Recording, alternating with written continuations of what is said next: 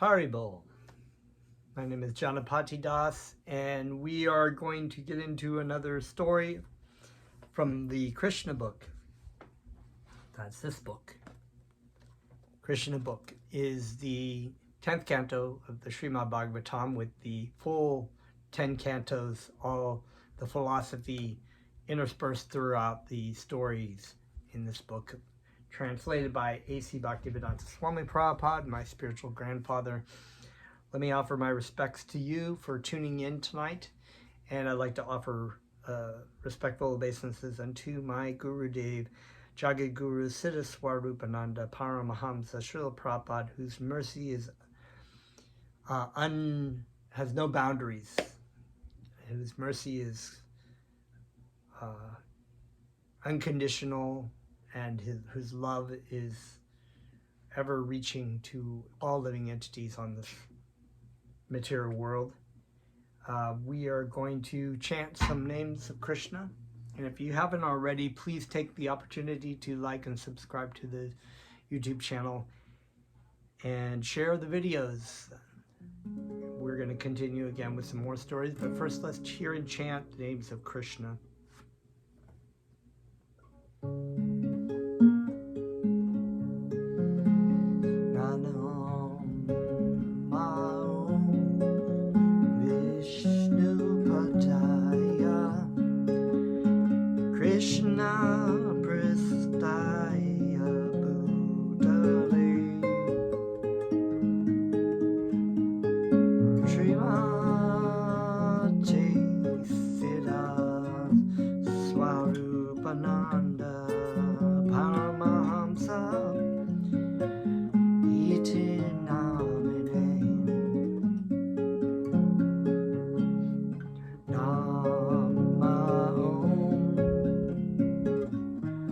Vishnu Padaya Krishna Prastaya Bhutale Srimati Siddha Swarupananda Paramahamsa iti namine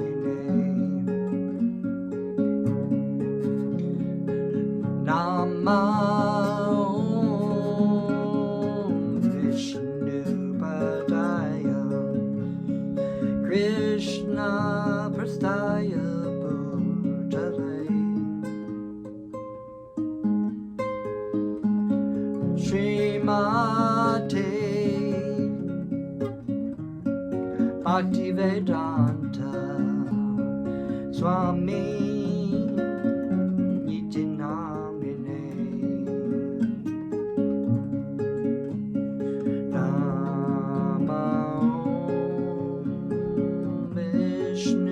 Padaya Krishna Prastaya Bhutale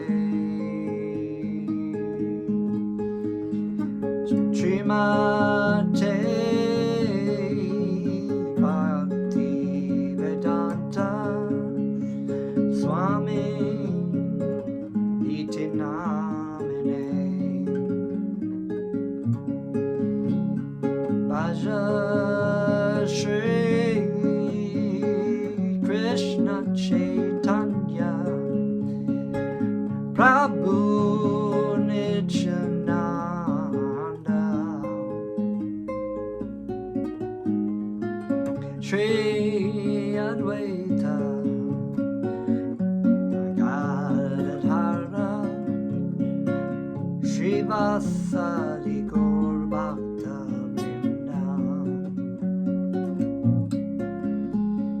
Bhaja Shri Krishna Chaitanya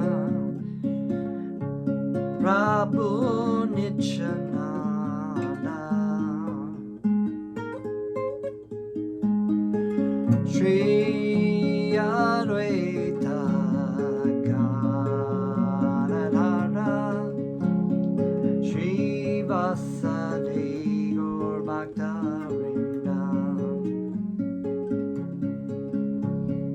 Hari Bol Nitagor Nitagor Hari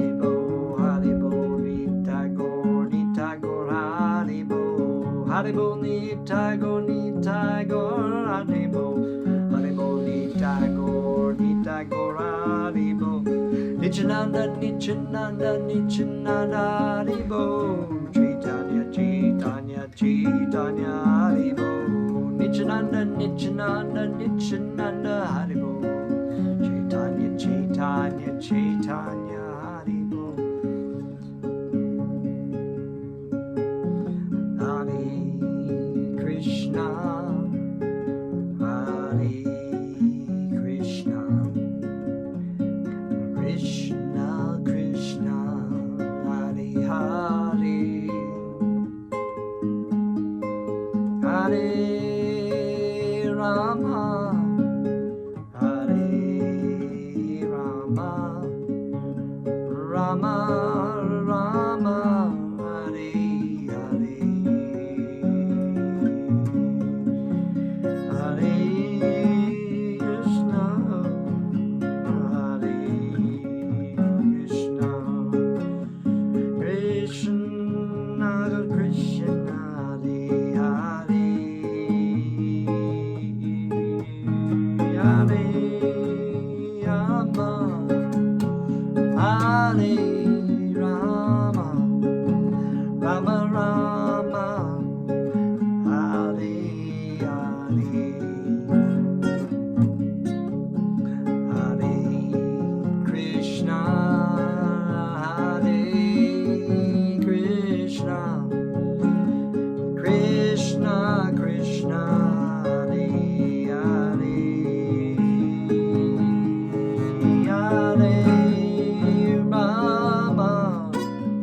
Hare Rama Hare Rama Rama Rama Hare Hare Krishna Hare Krishna Krishna Krishna Hare Hare Hare Rama Hare Rama Rama Rama Hare Hare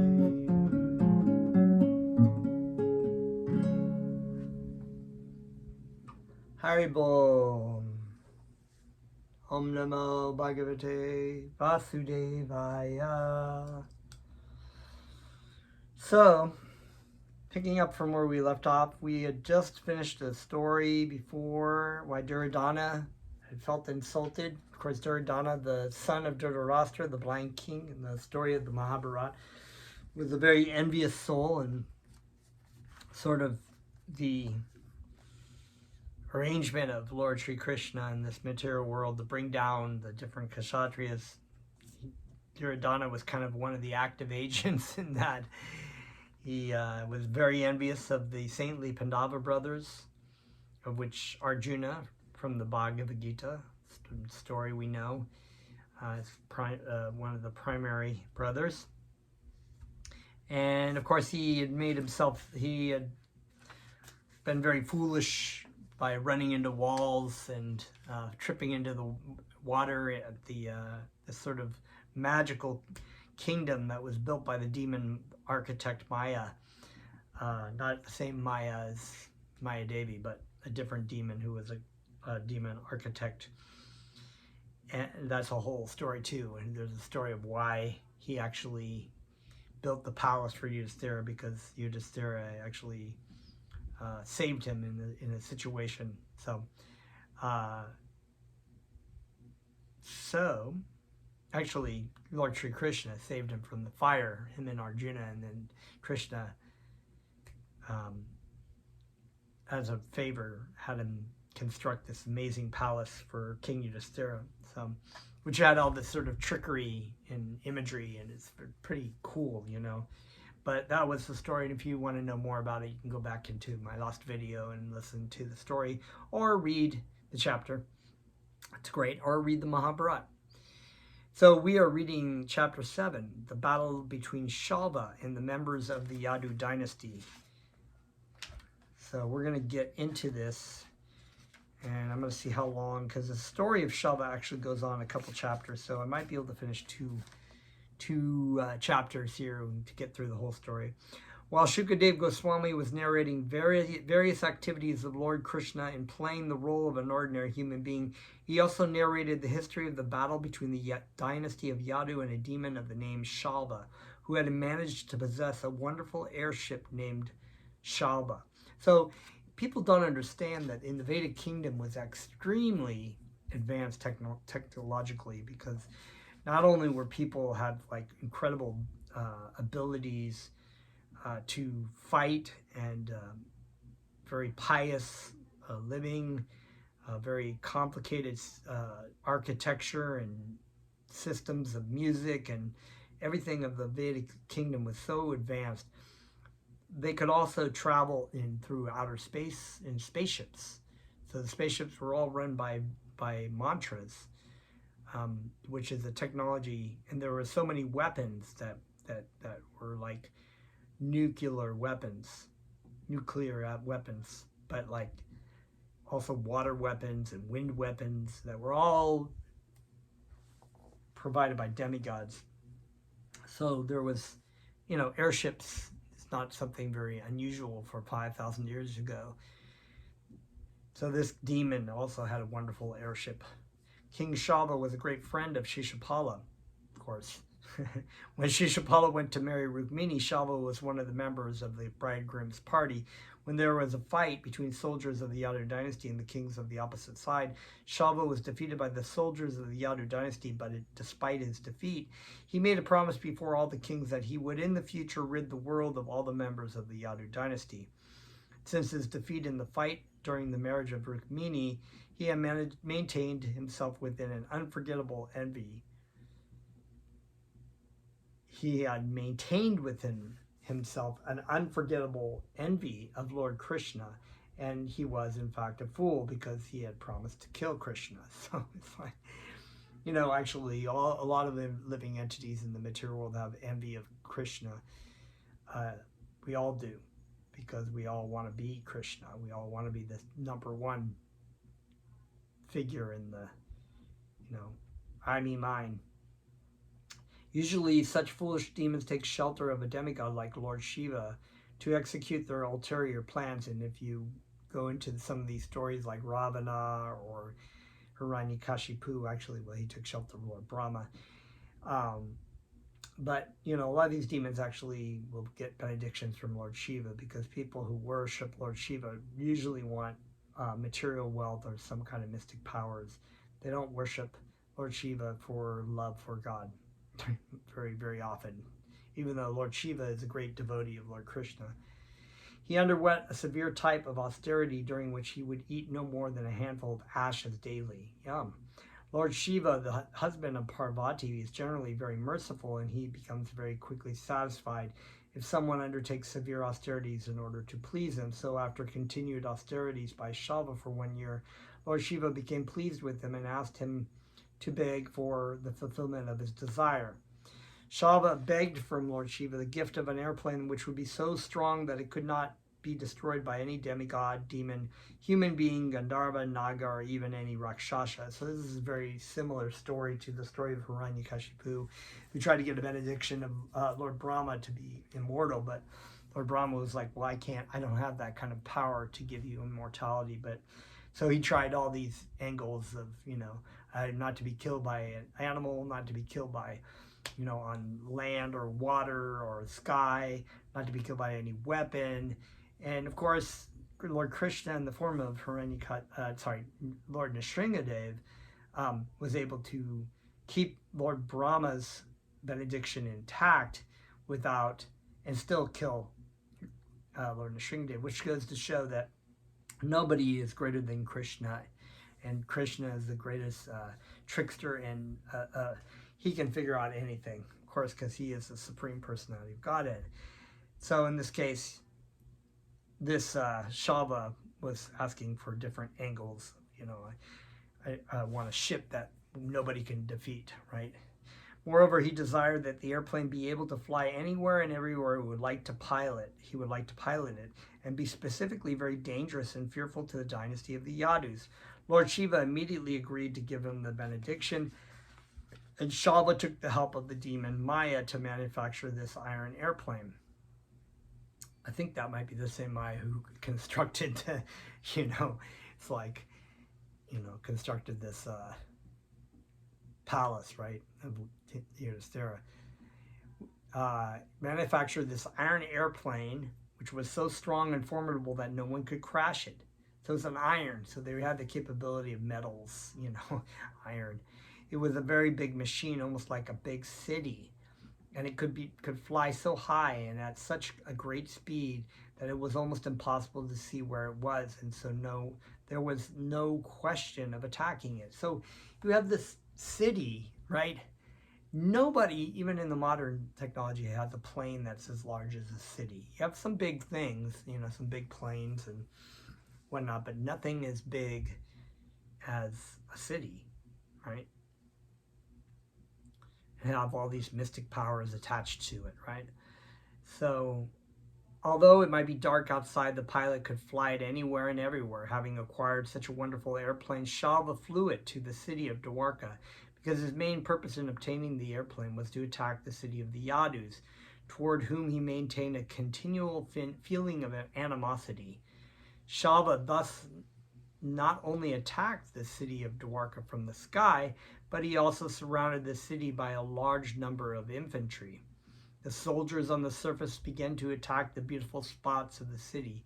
They began to destroy the baths, the city gates, the palaces, and the skyscraper houses, the high walls around the city, and the beautiful spots where people would gather for recreation.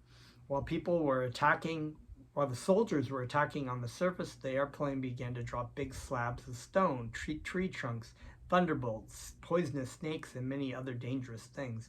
Salva also managed to create such a strong whirlwind within the city that all of Dwarka became dark because of the dust that covered the sky.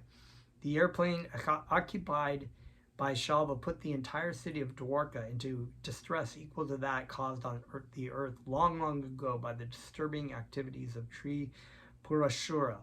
The inhabitants of Dwarkapuri became so harassed that they were not in a peaceful condition for even a moment. So demons are just like that. They cause problems to people, and they cause distress and pain for people. That's the definition of demon. We have a lot of demons nowadays. Demoniac people who are very envious of God and just create distress wherever they go. The great heroes of Dwarka City, headed by the commanders such as Pradyumna, counterattacked the soldiers in the airplanes of Salva. When he saw the extreme distress of the citizens, Pradyumna immediately arranged his soldiers. So Pradyumna, of course, the child of Krishna, right? Personally got upon a chariot, encouraging the citizens by assuring safety. Following his command, many warriors like Satyaki, Charudeshna, and Shamba, all younger brothers of Pradyumna, as well as Akura, Kritavarma, Bhanuvinda, Gada, Shuka, and Sarana, all came out of the city to fight with Salva. All of them were great fighters. Each one could fight with thousands of men. All were fully equipped with necessary weapons and assisted by hundreds and thousands of charioteers, elephants, horses, and infantry soldiers. Fierce fighting began between the two parties, exactly as was formerly carried on between the demigods and the demons. The fighting was very severe, and whoever observed the fierce nature of the fight felt his hair stand on end. Pradyumna immediately counteracts the mystic demonstration occasioned by the airplane of Salva, the king of Salva. By the mystic power of the airplane, Salva had created a darkness as dense as night. But Pradyumna all of a sudden appeared like the rising sun. As with the rising of the sun, the darkness of night is immediately dissipated, so with the appearance of Pradyumna, the power exhibited by Salva became null and void. It's a lovely analogy. Of course, it's also, we have this kind of analogy of the sun, the names of Krishna. Krishna is like the sun, and the material world is like the darkness of the night. And by hearing and chanting Krishna's names, by remembering Krishna, by engaging in the loving service of Krishna, this is, you bring about the sun comes up and it lights up everything. You can see how things are, right, in the material world. So such is the power of, this is also used in this analogy of Pradyumna representing Krishna, of course, fighting these demons, and this great airplane that created mystic powers was not able to counteract. Each and every one of Pradyumna's arrows had a golden feather at the end, and the shaft was fitted with a sharp iron edge. By releasing 25 such arrows, Pradyumna severely injured Salva's commander-in-chief. He then released another 100 arrows towards the body of Salva. After this, he pierced each and every soldier by releasing one arrow, and he killed the chariot drivers by firing 10 arrows at each one of them. So these warriors, these kshatriyas, were amazing warriors. They had amazing capabilities of fighting. They could just super speed of shooting their archery. They had these great mystic powers, almost mystic powers of just fighting that no warrior of this day and age can actually replicate. When everyone present on the battlefield saw this wonderful feat of Pradyumna, the great fighters on both the sides began to praise his acts of chivalry. So once again, this is the Kshatriya code. You know, even if you're a great enemy of you still admire and praise the capabilities of the warriors. You don't do that in this day and age. You don't go, oh yeah, wow, that, you know, Nazi is a great fighter, or that, you know, Russian soldier is a great fighter. Ukrainians don't, you know, they just want to kill each other, which is, you know, in the Kshatriya wars, you know, in the wars and the fighting, they wanted to kill each other too. Not they do that as their duty, but they have a code, you know. They have anyway. But still, the airplane occupied by Salva was very mysterious. It was so extraordinary that sometimes there would appear to be many airplanes in the sky, and sometimes it would be seen that there was none. So remember, he kept this benediction that this airplane had all kinds of mystic tricks. It was like, oh, where is the airplane? There's so many. Or wait a minute, there's none. Oh, it's over here. It's over there. It's just like Star Trek, but even more so, you know. Sometimes it was visible and sometimes it was not visible, and the warriors of the Yadu Dynasty became puzzled about the whereabouts of the peculiar airplane. Sometimes they would see the airplane on the ground, and sometimes they would see it flying in the sky. Sometimes they would see the airplane resting on the peak of a hill, and sometimes it was seen floating on the water. The wonderful airplane was flying in the sky like a firefly in the wind. It was not steady even for a moment. But despite the mysterious maneuvering of the airplane, the commanders and the soldiers of the Yadu Dynasty would immediately rush towards Salva wherever he was present with his airplane and soldiers. The arrows released by the dynasty of the Yadus were as brilliant as the sun and as dangerous as the tongues of serpents. All the soldiers fighting on behalf of Salva became soon distressed by the incessant release of arrows upon them by the heroes of the Yadu Dynasty, and Salva himself became unconscious from the attack of these arrows. The soldiers and the fighters fighting on behalf of Salva were also very strong, and the release of their arrows also harassed the heroes of the Yadu Dynasty. But still the Yadus were so strong and determined that they did not move from their strategic positions. The heroes of the Yadu Dynasty were determined to either die in the battlefield or gain victory.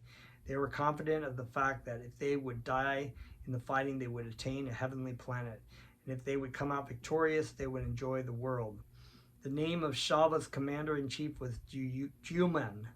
He was very powerful, and although bitten by 25 of Pradyumna's arrows, he suddenly attacked Pradyumna with his fierce club and struck him so strongly that Pradyumna became unconscious. Immediately there was a roaring, "Now he is dead, now he is dead." The force of the club on the chest of Pradyumna was very severe, enough to tear asunder the chest of an ordinary man.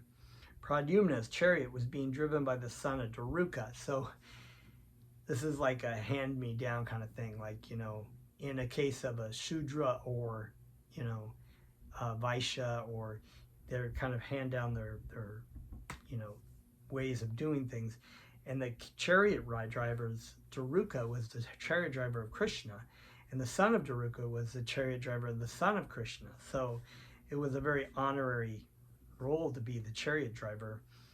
Although, anyway, there's a lot to be said about that. But in this case, the son of Daruka was driving the chariot for Pradyumna.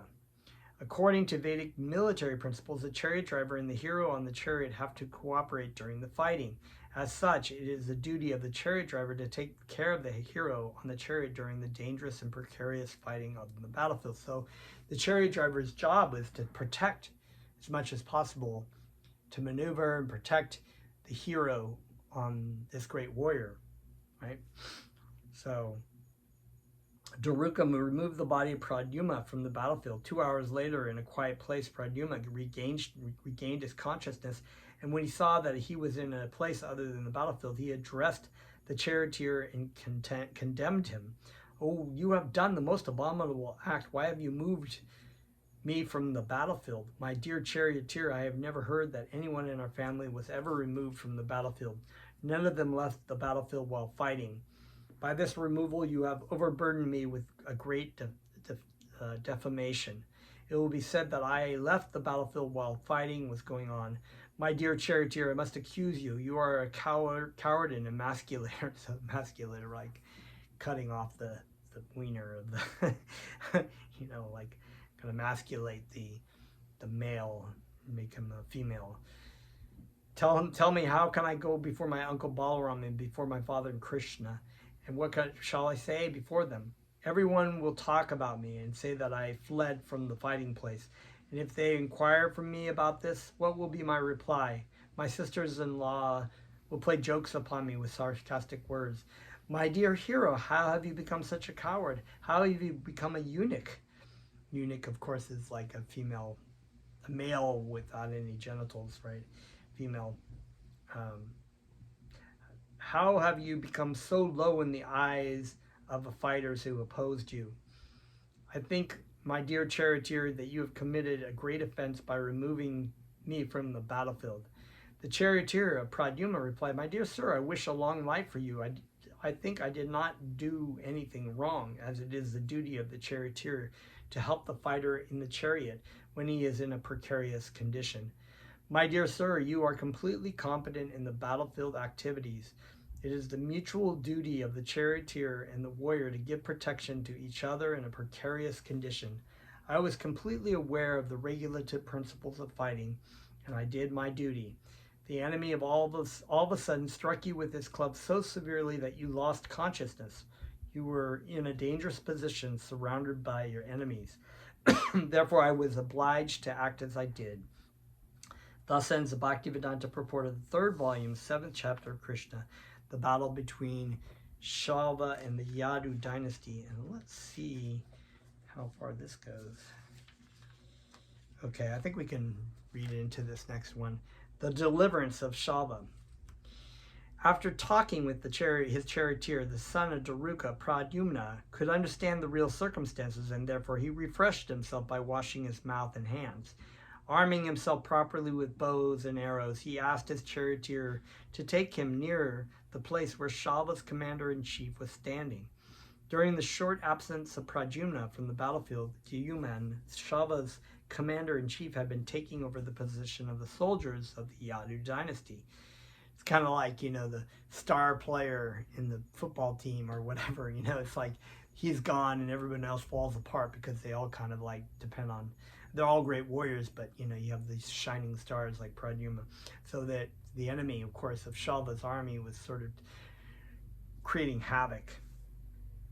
So here comes Pradyumna to the rescue. By appearing in the battlefield, Pradyumna immediately stopped him, struck him with 8 arrows. With 4 arrows, he killed his 4 horses, and with 1 arrow, he killed his chariot driver, and with another arrow, he cut his bow in 2. With another arrow, he cut his flag into pieces, and with another, he severed his head from his body. Talk about like accuracy. That's like, it's like hit the enemy with 8 arrows. 4, you kill all 4 horses, on the chariot. You kill the chariot driver, which is what, right, we were saying Daruka was a chariot driver, right? But the chariot driver of Jiyuman, the commander-in-chief, right? And then he cut his bow in half, and then he cut his flag, which they have on top of the chariot, right? The flag, if you can see these pictures that, I don't know if it's here, but in the picture on the Bhagavad Gita, you can see the Krishna driving Arjuna's chariot, and there's the flag with Hanuman on it.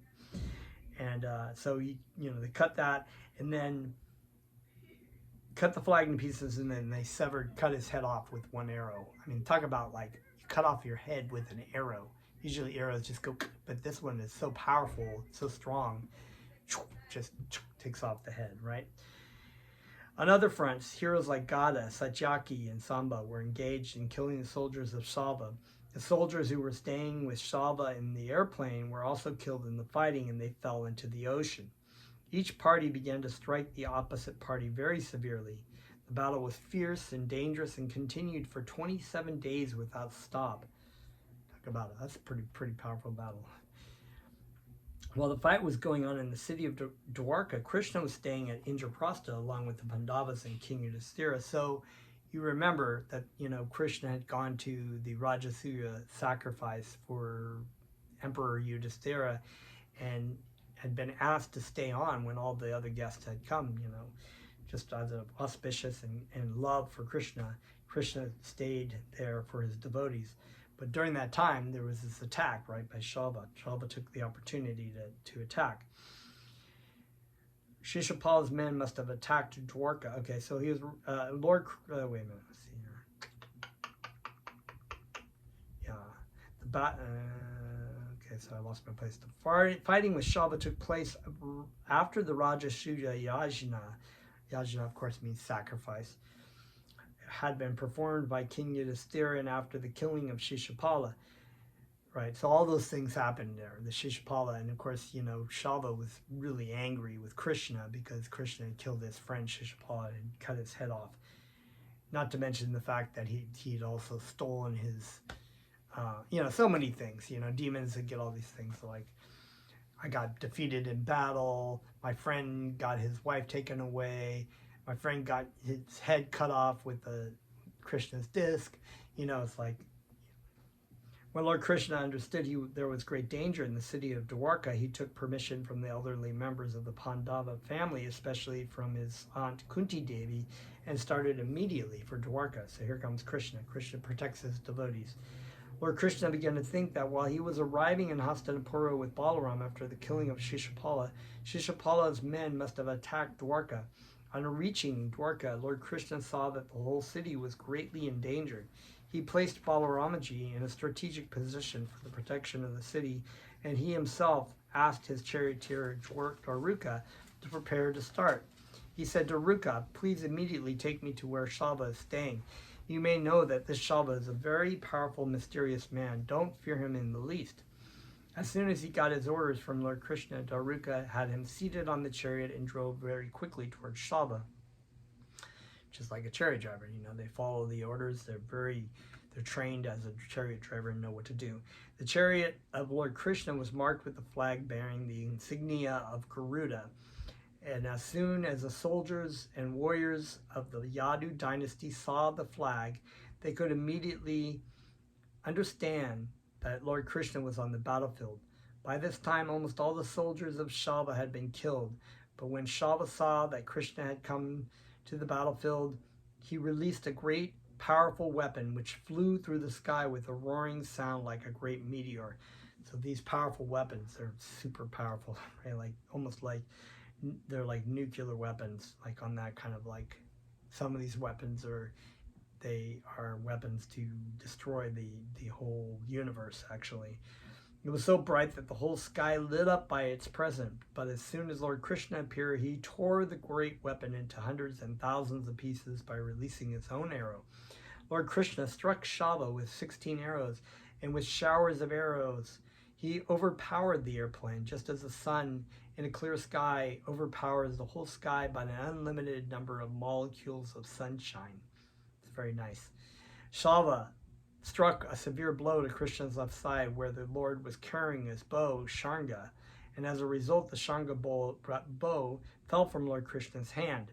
This dropping of the bow, it was indeed wonderful. Great personalities and demigods who were observing the fighting between Salva and Krishna became most perturbed by this, and they began to exclaim, "Alas, alas!" So Krishna doesn't need to.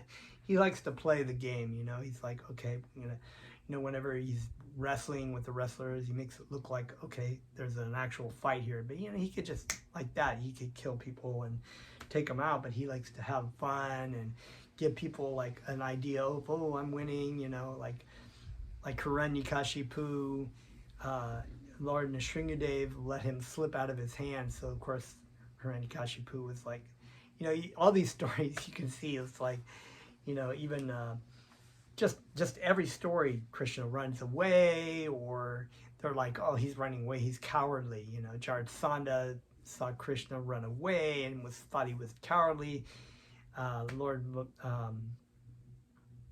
Hiranyaksha thought that the boar incarnation was, because there was some issues of, Krishna just doing little tricks and stuff to make the enemy think that he's got an advantage or something, but he doesn't.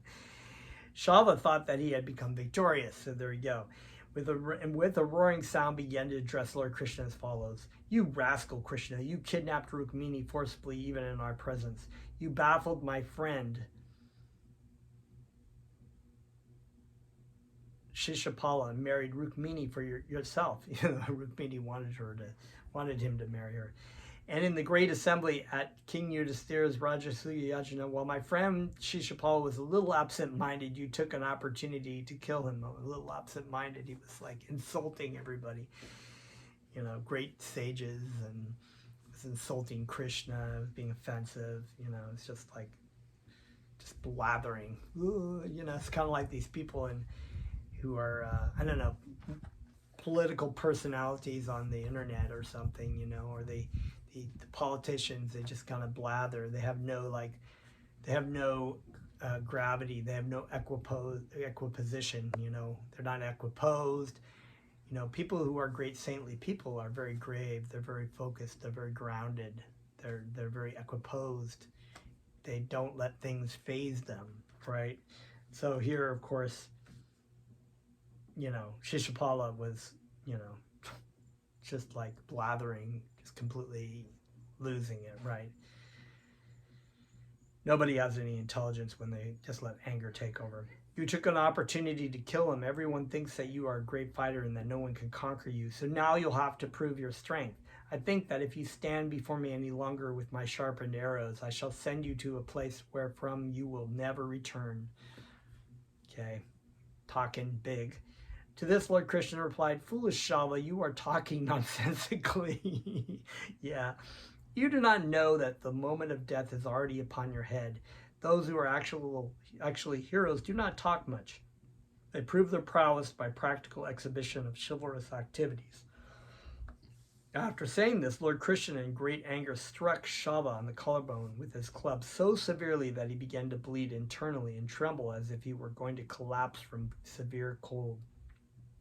Before Krishna was able to strike him again, however, Salva became invisible by his mystic power. So he's relying, lastly, it's kind of like, the thing is that it's the saying that if Krishna wants to kill you, no one can save you. If Krishna wants to save you, no one can kill you. So it's like, these demons, they rely on all their tricks and mystic powers to try to escape death, but it's on their head already. Within a few moments, a mysterious unknown man came before Lord Krishna. Crying loudly, he bowed down at the Lord's lotus feet and said to him, since you are the most beloved son of your father Vasudeva, your mother Devaki has sent me to inform you of the unfortunate news that your father has been arrested by Salva and taken away by force. He took him just as a butcher mercilessly takes away an animal. When Lord Krishna heard this unfortunate news from the unknown man, he at first became most perturbed. Just like an ordinary human being, his face showed signs of grief, and he began to cry in a piteous tone. How could that happen? My brother Lord Balaram is there. It is impossible for anyone to conquer Balaramaji. He is in charge of Dwarka city, and I know he is always alert. How could Salva possibly enter this city and arrest my father in that way? Whatever he may be, Salva's power is limited. So how could it be possible that he was conquering the strength of Balaramaji and taking away my father, arresting him as described by this man? Alas, destiny is, after all, very powerful. So, here Krishna is playing the game, right? While Sri Krishna was thinking like this, Salva brought before him in custody a man exactly resembling Vasudeva, his father. These were all creations of the mystic power of Salva. Salva began to address Krishna. You rascal Krishna, look, this is your father, who has begotten you and by whose mercy you are still living. Now just see how I kill your father. If you have any strength, try to save him. The mystic juggler, Salva, speaking in this way before Lord Krishna, immediately cut off the head of the false Vasudeva.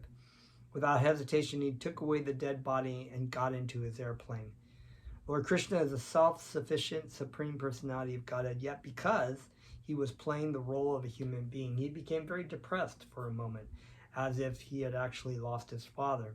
But at the next moment, he could understand that the arrest and killing of his fathers were demonstrations of the mystic powers which Salva had learned from the demon Maya. So, more mystic powers, right? Coming to his right consciousness, he could see that there was no messenger, no head of his father, but that only Salva had left in his airplane, which was flying in the sky. He then began to think of slaying Salva. Krishna's reactions is a controversial point among great authorities and saintly persons. How could Krishna, the Supreme Personality of Godhead, the reservoir of all power and knowledge, be bewildered in such a way? Lamentation, aggrievement, and bewilderment are characteristics of persons who are conditioned souls. But how can such things affect the person of the Supreme, who is full of knowledge, power, and all opulence? So Krishna makes this point in the Bhagavad Gita when he tells Arjuna, while you're speaking, while he's telling Arjuna, you're speaking like a wise man, you're actually acting like a fool, because the wise neither laments for the living nor the dead. So the lamentation, the idea of this lamentation of, we're going to kill all these people in this battlefield, that Arjuna was actually saying, Krishna was saying that they're not actually dying, their bodies are dying, but they're not, the living entities are spiritual in essence, right? So this point was brought up. Actually, it is not at all possible that Lord Krishna was misled by the mystic jugglery of Salva. He was displaying his pastimes in playing the role of a human being. So in the stories of Krishna, Krishna actually plays many, many different roles as the ideal father, the ideal husband. He's doing ritualistic ceremonies and basically just living out these things for those people that actually, don't understand that he's really the Supreme Personality of Godhead. And Lord Chaitanya, Lord Chaitanya many times did not actually, say he was Krishna. He didn't like that, actually. He would just, living his life as a devotee of Krishna. So, great saintly persons and sages who are engaged in the devotional service of the lotus feet of Lord Krishna, who have thus achieved the greatest perfection of self-realization, have transcended the bewilderments of the bodily concept of life. Lord Krishna is the ultimate goal of life for such saintly persons. How then could Krishna have been bewildered by the mystic jugglery of Salva? The conclusion is that Lord Krishna's bewilderment was another opulence of his Supreme Personality. An opulence, right? When Salva thought that Krishna had been bewildered by his mystic representations, he became encouraged. It's kind of like this game, right? He's just like, so who's really got the upper hand on you? Krishna's actually pulling his strings, just like he does with other demons. So, I can defeat Krishna. And began to attack the Lord with greater strength and energy by showering volumes of arrows upon him. So Krishna actually enjoys this kind of like battle. He's a warrior, so he likes to fight his devotees. They are devotees, even Salva. All the living entities are acting out different roles for Krishna's pastimes, even as his enemy. But the enthusiasm of Salva can be compared to the speedy march of flies into a fire, right? He's like, Do, do, do, do, do. The flies are like, here we come. But they go right into the fire. So there's no hope for Salva. Lord Krishna, by hurling his arrows with unfathomable strength, injured Salva, whose armor, bow, and jeweled helmet all scattered into pieces. With a crashing blow from Krishna's club, Salva's wonderful airplane burst into pieces and fell into the sea. Salva was very careful, but instead of crashing with the airplane, he managed to jump onto the land. He again rushed towards Lord Krishna. When Salva ran swiftly to attack Krishna with his club, Lord Krishna cut off his hand, which fell to the ground with the club. Finally deciding to kill him, the Lord took up his wonderful disc, which was shining like the brilliant sun at the time of dissolution of the material creation. When Lord Sri Krishna stood up with his disc to kill Salva, he appeared just like the red sun rising over a mountain. Amazing. The Lord Krishna then cut off his head, and the head, with his earrings and helmet, fell on the ground. Salva was thus killed in the same way as Vritasura was killed by Indra, the king of heaven. While Salva was killed, all his soldiers and followers began to cry, "Alas, alas!" While Salva's men were thus crying, the demigods from the heavenly planets showered flowers on Krishna and announced the victory by beating on drums and blowing bugles. At this very moment, other friends of Shishupala, such as Dantarvarka, appeared on the scene to fight with Krishna in order to avenge the death of Shishupala. When Dantarvarka appeared before Lord Krishna, he was extremely angry. Thus ends the Bhaktivedanta purport of the 3rd volume, 8th chapter of Krishna, the deliverance of Salva. So, we got some really great stories. This battle of these sons of Salva, and of course Romershan, who was the son of Shuta Goswami, who narrated the Srimad Bhagavatam and the great gathering of sages on Kurukshetra. And that will include Lord Balaram. So we're going to leave that for next time, that story, even though the story just sort of flows into new chapters. Krishna's stories are ever eternal and ever fresh and ever exciting. So Jai Shri Krishna. Thank you. Jai Shri Prabhupada. Let's chant.